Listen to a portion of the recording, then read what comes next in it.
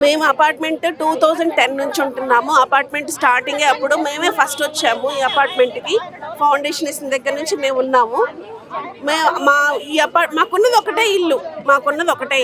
ఈ ఇల్లు తీసేస్తే మాకింకా ఎక్కడ వేరే ఇల్లు లేదు. మేమింక చెట్టు తప్ప మాకింకా వేరే ఇల్లు లేదు. దయచేసి ఆయనకున్నాయి 100 ఇల్లులున్నాయి. ఆయన ఏదో రియల్ ఎస్టేట్ చేసేసుకొని ఆయన ఏదో ఒకటి చేసేసుకుంటారు. కానీ మాకట్లా కాదు కదా. మేము నీతిగా మేము సంపాదించుకుంటున్నాం. నీతిగా మేము రూపాయి కూడబెట్టుకొని మేము కట్టుకున్నాం ఇల్లు. ఈ ఒక్క ఇల్లు కూడా ఆయన తీసేసుకొని ఆయన భూదందా చేసేసుకున్నామనా అంటే ఇప్పుడు ఇల్లు కూల్చి ఇల్లు కడతారా? ఇల్లు కూల్చి ఇల్లు కట్టేసి అది మళ్ళీ ఆయన ఎంత కమ్ముకుంటారు? 10 ఇంకెంత మనం ఆయన విజ్ఞతకే వదిలేసేయాలి మనం. అసలు ఎవరు ఇల్లు కూల్చి ఇల్లు చేయడం అనేది చాలా తప్పు. అది ఆయన గవర్నమెంట్ ల్యాండ్ ఉంది. గవర్నమెంట్ ల్యాండ్ చాలా ఉంది. ఆయన దాంట్లో కట్టుకోవచ్చు. అలాంటి వాటిల్లో కట్టుకోమని చెప్పండి.